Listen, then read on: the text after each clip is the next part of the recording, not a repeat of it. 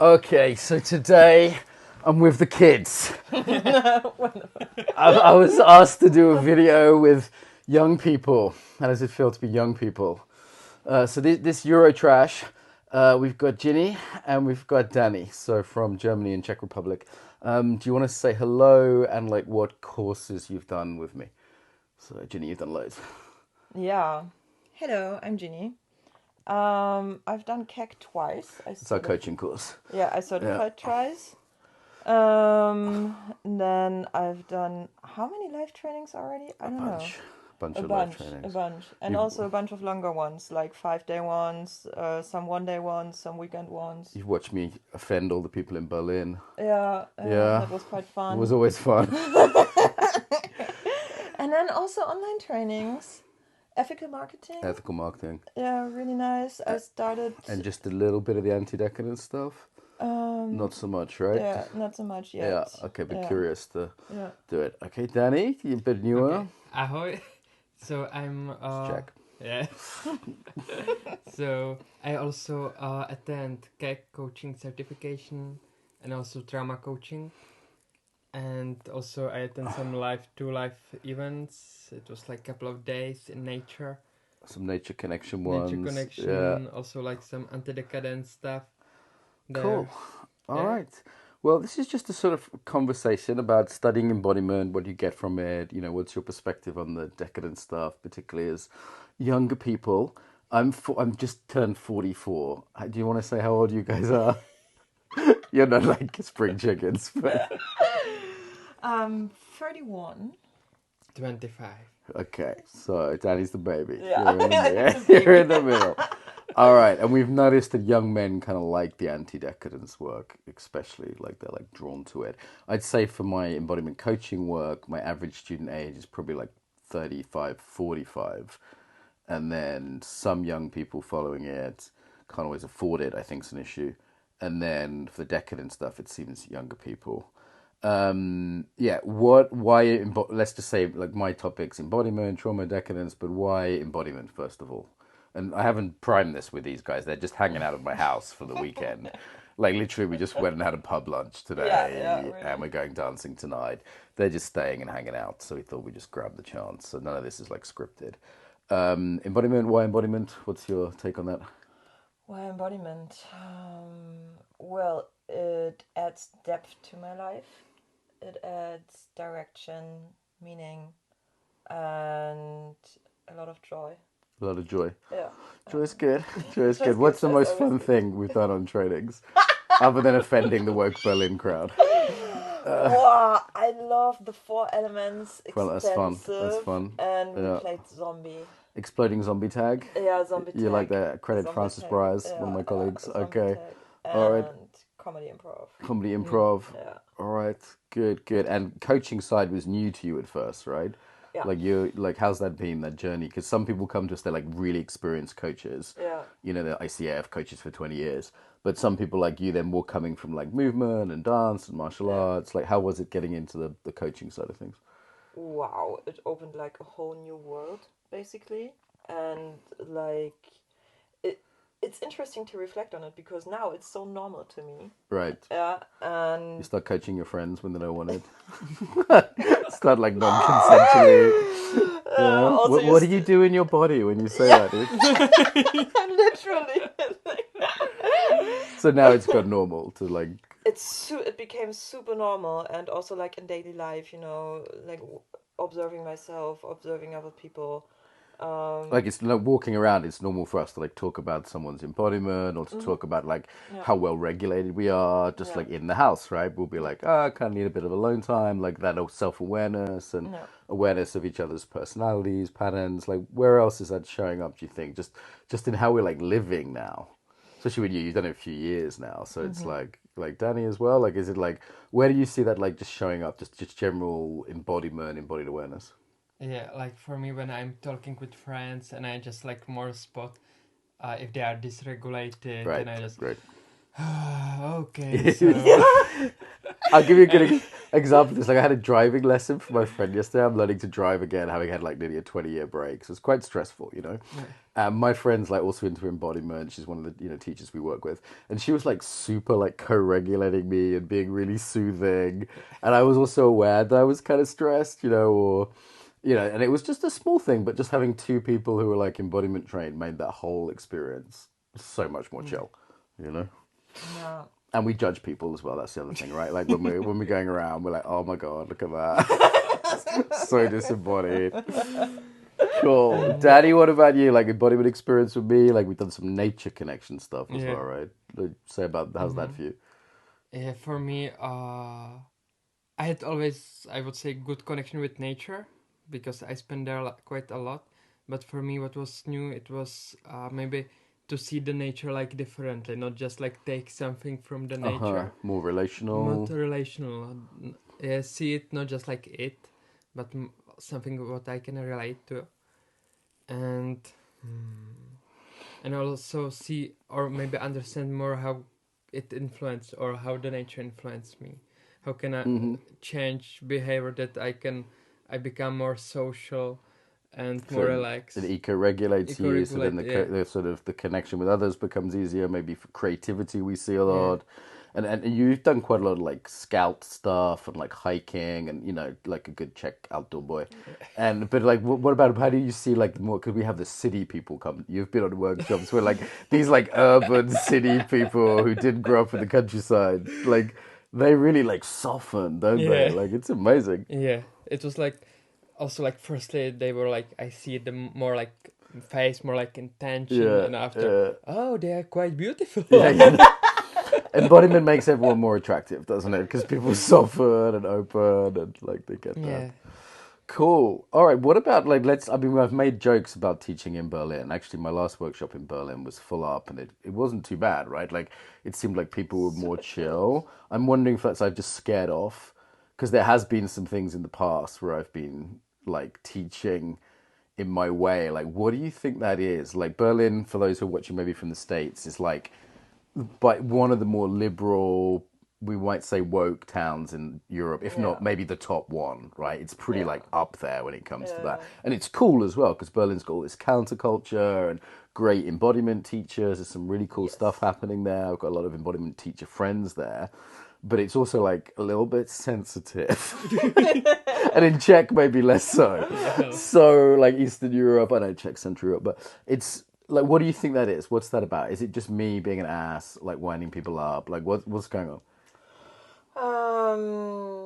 To me, it's like if people are sensitive, it's because they came, at least in my perspective, and when I talk to those people, they come from the straight other edge, Like, it's so very conservative, very restricted, and then they open up, and then... Oh, okay, so they've swung kind of from one way to the other. Exactly, and then it's like, it seems like internally, without knowing, they kind of grasp onto this kind of freedom and not being put into boxes, and there's a lot of freedom in Berlin, right? Yes. Like I have a colleague there, and he's so funny. He's like you know who I'm talking about. I think straight away.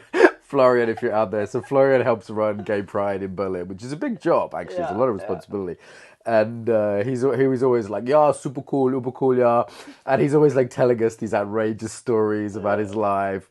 And you just hear like, wow, Berlin's kind of a decadent town. Like this just segueing into our other topic. I mean, is that fair? I mean, it's always kind of had that reputation since like the 20s or 30s, actually. Really? Yeah. Weimar Republic. Like, it was like super liberal with sex and drugs and other things. Yeah, Berlin, like, especially with sex and drugs and like, honestly, to me, that's not so much the environment that I like to be in, especially with like the druggy edge. It's pretty hardcore, some of the drugs there, right? Yeah, and some of the folks as well. Like when you go to, I've never been to Berghain, and this is the nightclub, the cool nightclub. Yeah, nightclub, the intense like kink nightclub. And do you have a polyamorous throuple relationship with a dolphin and a unicorn? Because that's pretty. No. I became way more calm. I switched to have polyamorous relationship with a dog. Okay, Yeah. it's normal. This is going to be banned from YouTube. Yeah. This is. Okay, so it's cool at the same time, but in some ways to me it's almost like a symbol. And there's other places I teach, like Amsterdam and London, have quite a bit of that. You know what I mean?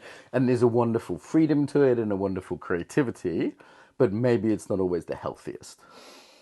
Is that fair to say? Like this? Yeah, to me, I really needed, like, because I'm not coming from Berlin. I grew up in a small town close to Berlin, and I'm still living there. I just spent so much time there that I could actually live in Berlin. And it took me like almost 2 years to orientate myself and to really find the people that are healthier for me, because you can easily get lost. Right, and this is a nice way of talking about like the decadent stuff, because it can sound like really conservative or uptight, but we're really talking about what's healthy. Yeah. Like you were in the Slovenia workshop, right? Yeah. The bled one, which was like Slovenia's super, we say like wholesome pleasure. Yeah. Like just a wholesome, healthy place. And, you know, you're not from Berlin, you're from a maybe slightly more conservative kind of country. What do you want to say about that, Danny? Like this tension between like decadent, addictive pleasures and then like the more wholesome stuff. I see that like in Czech Republic, if I would talk, it's like different than like in Berlin. There's like we have also like in Czech Republic. There's quite a lot like addictive pleasure as like alcohol. Right, a lot of like, alcohol. Yeah. In Czech Republic, we are like first in the drinking alcohol per like people, and also Czech Republic like is one of the highest producent of pornography. So there's some right. Okay, it's like a porn capital as well. Because super atheist as well, isn't it? Or like statistically. Statistically, probably yes. I don't think it's so much true, because like people, I think that they are trying to search some like spirituality. That it could be more like last 10 years, 20 years ago, it would be like more precise that it was people need something, don't they? People need something. Yeah. And you're in the UK in a small town hanging out with me the last couple of days. Yeah. And we kind of see both sides here, right? Like you see the sort of wholesomeness, the nature, and then also like we're going for a walk last night just in this beautiful area, and then it's like, oh, there's someone's cigarettes, there's some beer cans, young people getting on drugs, you know what I mean? The sort of prevalence of certain things that aren't so healthy and wholesome. Like you see that here, there's both, right, in this town. There's like, feels like to me there's like not some, but not too much, right? Yeah. What have you got from some of the anti-decadent stuff so far? Like, why would that be interesting to anyone? Like, someone else might look at this and go, hey, you're just trying to stop young people having fun, and the kids just want to party. Like, I get it. I partied a lot when I was young. Like, I'm not blaming anyone for getting drunk.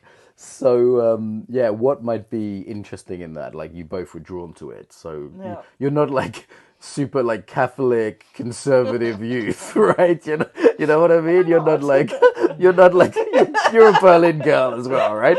So like what appealed to you in it? You want to go first this time? You can start if you want.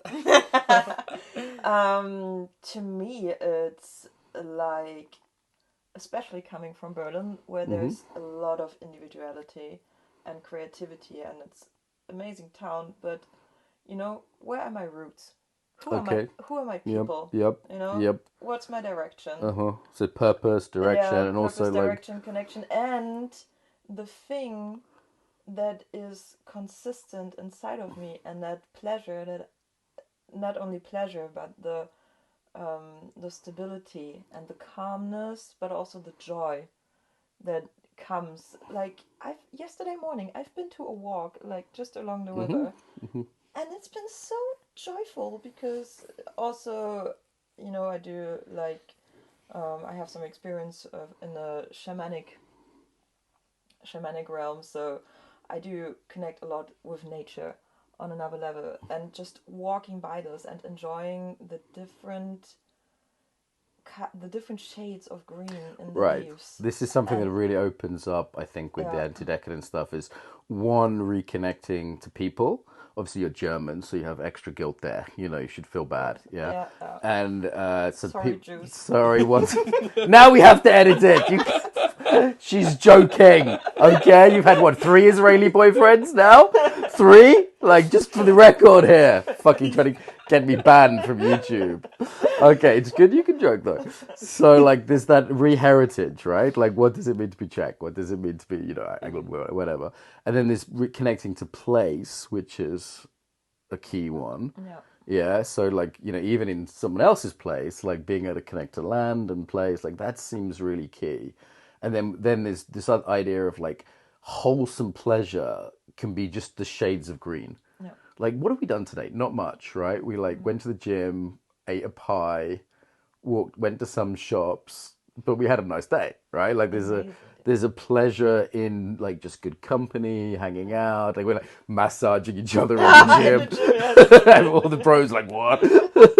So like there's simple things that are healthy, not addictive. No one's getting hurt. No one's getting hooked on something. It's not costing loads of money.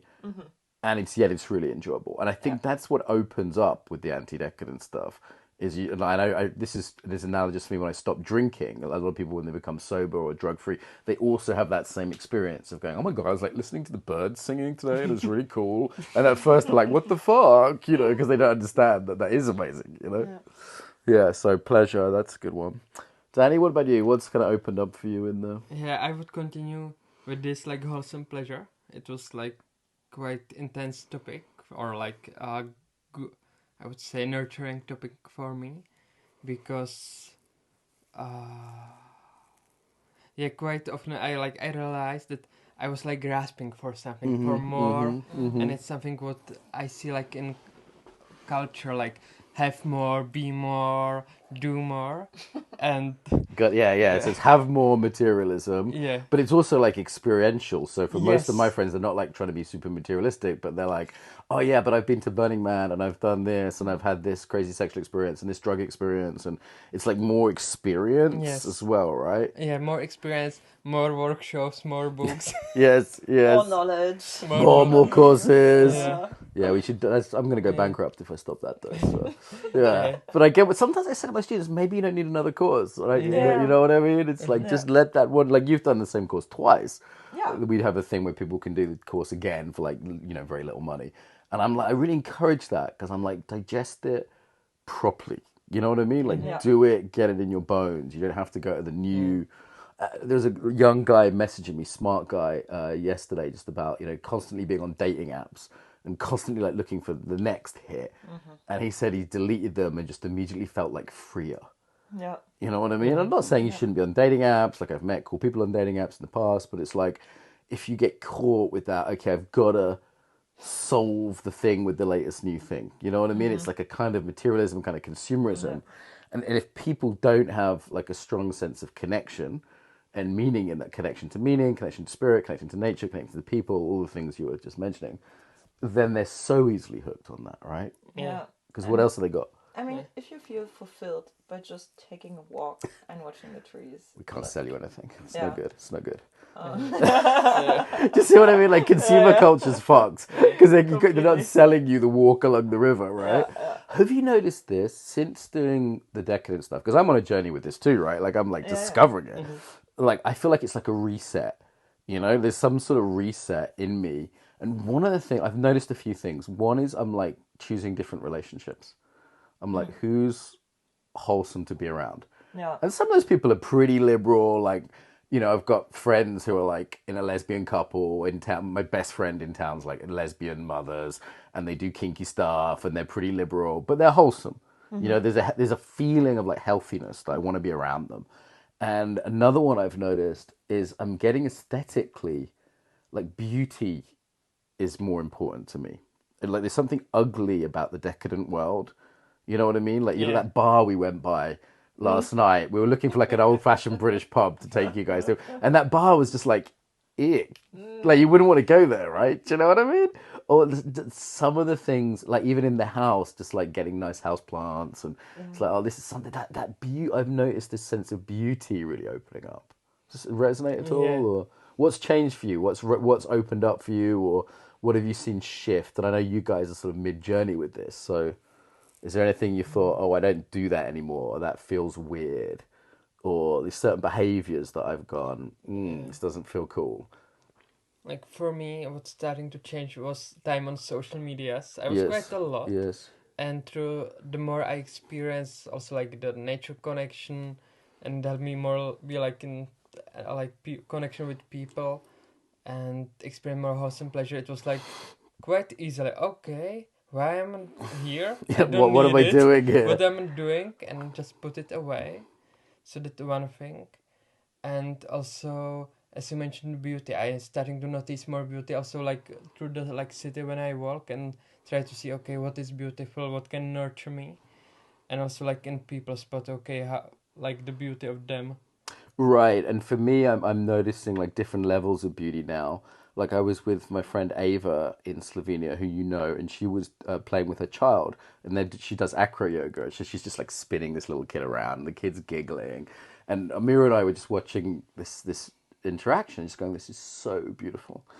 You know, and I've always thought mothers and babies are beautiful, right? Like there's a what would be the word, like a purity to it, or like a care to it. But there was something like I was like, wow, it was really resonating with me, and my tolerance for being around like yucky places. You know what I mean by yucky? So Like, yucky is like bleh, like okay. yuck. You know what you get it viscerally, right? Yuck.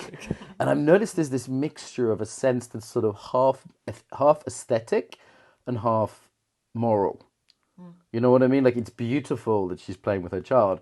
Ethically, it's beautiful. Like it's a good thing. Like good mothering is a beautiful thing, and it's just a pleasure to watch. Like someone said, the definition of beauty is like anything that you would look at or want to experience that isn't got another end.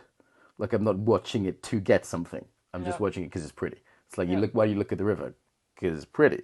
You don't need another reason. You know what I mean? So that's the sense I'm getting. Like really opening up for me through this work. Yeah. Cool. Anything else you want to say about the decadent stuff? Anything that jumped out at you? Anything that like you've heard me say on a workshop that was like a revelation, or you thought like you had a light bulb moment? Yeah. Yeah. I liked also when you were telling about vices and about not values. What is opposite of vice? Virtues. Virtues. So Yes. it's something what resonate with me, that to also like regain some virtues which were maybe forgotten or maybe you need to develop in this time. And So nobody even talks about virtue anymore.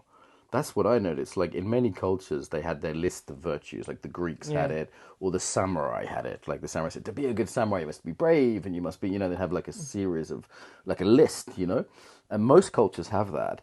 But if you were to say, like, hey, what makes a good British person? Like, other than like sarcastic answers about tea and, humor or something, like, like, people would not know how to answer that. That they would be cynical about that, right? Like every parent is trying to teach their child to be good. They might have a different language for it, but they basically want their child to grow up to be like not stealing and robbing, and you know what I mean? So it's like we do still have that instinct, but there's no societal narrative. Like when was the last time you saw anything on like TV like encouraging virtue? You know what I mean? It's just not like it's almost like the good, the true, and the beautiful all get stripped away in decadence. So like the beautiful gets stripped away, people just start doing ugly things and it becomes normalized. The true gets stripped away, like this is so true in Berlin, right? In Berlin, you say, hey, this is true. People go, well, that's your truth. Or, you know what I'm talking about? Well, that's my truth. Like who are you to say? And there's an exception, and that doesn't account to everyone. Like any generalization, people freak out. In Germany, I found the most in anywhere in the world. You make any generalization, like particularly, let's say, make a generalization about men or women, even if it's like men are generally stronger than women, which is just true, right? Physically, and then people freak out about that. So it's like it stops you having a conversation because you have to say certain things are true, right? And then the last one is the moral sense just gets wiped away, and that conversation stops even being had as a conversation. What do you think? Well, either I chose my people well. You've got good friends, yeah. Or I just make different experiences. I mean, to some extent, I totally get what you say, Yeah. and I do make those experiences where people get kind of pissed off about generalization and they don't know exactly about virtues, but at least from the environment that I put myself in, it's like a general openness. And even if they say something like, this is my truth, it's mostly accompanied by, but what is yours? So it's like... Yeah, okay, so there's a listening there. Yeah, listening and an opening, and... Could I bounce off that? Like, you've, I think, been quite conscious about who you've built community with and connection with. So Berlin's a big city, you know, where you're just outside it, there's a few million people, right? So it's like, well, you can't have a few million friends. That's true. So you've been selective, and it's like some people maybe are like too much one way, too much the other, and it seems to me like you've built friends that match values, where it's not gone too far in a certain direction. And Danny as well, like you've been part of organizations that have done that, right? Like Scouts is an organization which you're a part of, and I know there's a few other, like the school system, the alternative school system you're working with. So it's like, either of you want to say something about this, like consciously, like the world can be decadent. You can go, oh my God, there's nothing we can do. And if I'm just on social media, I just get really pissed off about it. But then I go, okay, who am I actually around? Like Roma and her wife, you know, we're going to go dancing tonight, you guys. I can live in certain towns that are at least like a bit better than other towns. Like this town is, think of like the shopkeepers we had interactions with today. Or the woman who let you guys in the gym. So sweet, like really. Right? Like that's a better world than some towns that exist in England. Yeah. So it's like we can choose environments within bigger, more decadent environments. Yeah, that's true. Yeah. Anything you want to say about how you've done that, or what? Yeah, like Embodiment helped me a lot. Like Embodiment Cruise. Yes, Embodiment Cruise, and also like coming from a very toxic, addictive kind of social environment when I was younger. Just making positive experiences with people and then repeating that because it feels good, and then entering into embodiment and getting a real felt sense of what feels more healthy. Okay, so this is how it feels for me, and then you can kind of feel that. Exactly. But it was also a long path from, oh, that's even possible. Like, people can be that kind to me. That's wow. And people can be that healthy, and then it's like, boom, just going into there and trusting that feeling and becoming more aware of my like toxic parts. And because we've got both, right? Like with the decadent stuff, like part of me just wants to lay on the couch watching YouTube shorts all day, and I'm there for like an hour this afternoon, and then I'm like, I got better things to do with my time. You know what I mean? So the other, like, it's also not always environments you think. So embodiment environments are great often because people are in the body, which means that opens up the other stuff. Right. But then another one, like. Me and Daria went to like a climbing wall here a few months back. It was just a super positive vibe, just sort of encouraging, nice people. No one was like spiritual. You know, they had like, everyone's there drinking Red Bull and coffee and stuff or whatever, but it was just a good vibe. And as soon as you were there, you saw like, oh, this is like a wholesome place to be. It turned out we didn't want to pick it up as a hobby in the end, but like a major factor for me with even, you know, we went back a few times, was like, this is a cool place. And not cool like, too cool for school, yeah, but it doesn't overcool. But like it just felt like people were encouraging, and there was like intergenerational, and it just had a good vibe, you know. So you can. I think people can feel that. I experienced that when I started BJJ this year. Wow. Which like a lot of them are not like super spiritual and like a bit of personal growth depending on where you train. But not super much, and because especially in Germany it's more like competition orientated. This is Brazilian Jiu-Jitsu, in case anyone thought you just said BJ something. Special club in Berlin. Brazilian Jiu-Jitsu, so it's not, some of them are not like super competitive in that way. They train towards competition, so like the spiritual development and personal development it's less to the side. It's less to the side, and it's like really more about the sport, but like you said, like super supportive environment, super compassionate, super relaxed, like they good place for women.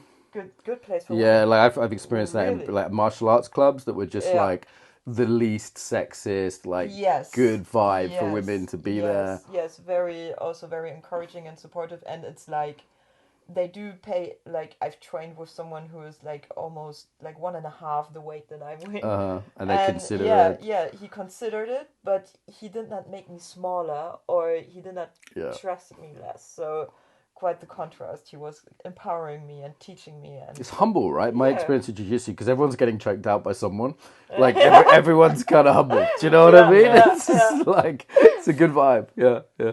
Yeah, and it's really it's like I feel drawn to it because I've been like now not so much anymore, but let's say like 3 years ago, I've been too much into this more esoteric, spiritual, and I was like, what the fuck? Like, Yeah. what's going on? I was missing like the direction and Yeah, the yeah, yeah. decisiveness so much, and I got so annoyed by those people.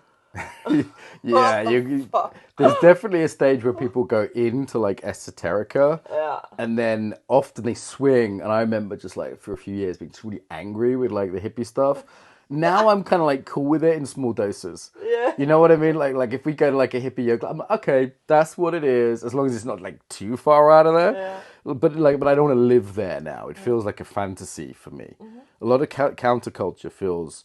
There's like mainstream culture, which is pretty decadent, and then like a lot of counterculture just feels like a decadent the other way. It's like some swing into fantasy. It doesn't feel grounded, and like I'm just doing boxing at the moment, and I really enjoy it. Like my boxing coach is called Wayne, you know. So sorry, Gary, if you're out there, Gary Wayne is fucking, you know, he's like Gary, and he drives a souped up car, and he's actually a nice guy, you know. He's a cool guy, but it's smart too. But it's you know, it's something earthy about like a boxing gym, you know, after doing all the Aikido and the yoga and stuff. So, Danny, what about you? Anything on wholesome communities or practices or? Yeah, like every time I find some good community, like wholesome community, it was based on some values. Some also like hierarchy values.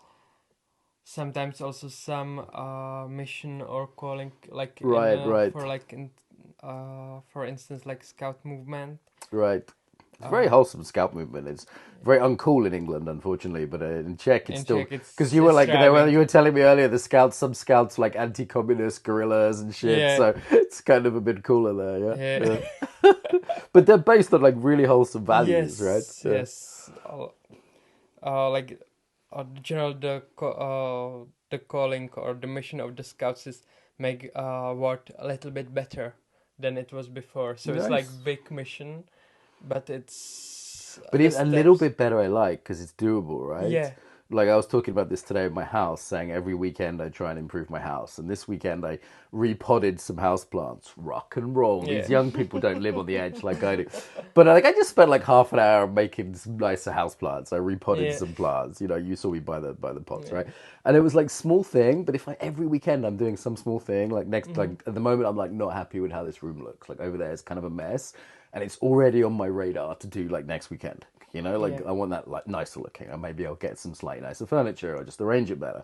And it's like little by little you can improve things. And what I like about that as well is, again, it's doable. So you feel positive because there's that like sense of satisfaction. And also it's humble. It's not like let's create the revolution because I know how to run the universe, right? It's just that like humble, okay, maybe let's do something positive, you know? Yeah.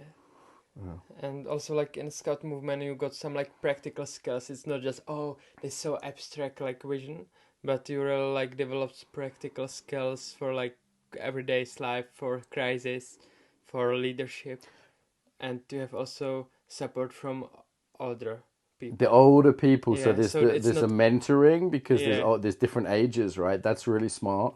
And there's the physicality of it. And like you guys do a lot of outdoor stuff, which is Yes. again one of the things that's anti-decadent. You know, it's like I'd really like to do one of our anti-decadence training just in like a really nice building in London, and it's just not the same. It's like unfortunately for the bigger trainings we need to be outdoors and in nature, and it's a pain in the ass with like camping or whatever. But it's actually like I don't see an alternative because there's something grounding about that, isn't there? The like embodiment, nature connection, as you say, some values, some skills that can be passed on, which aren't like abstract skills. They're not like philosophical skills, No. right? They're like practical, Yeah, like- putting up a tent. Yeah. first aid, Uh-huh.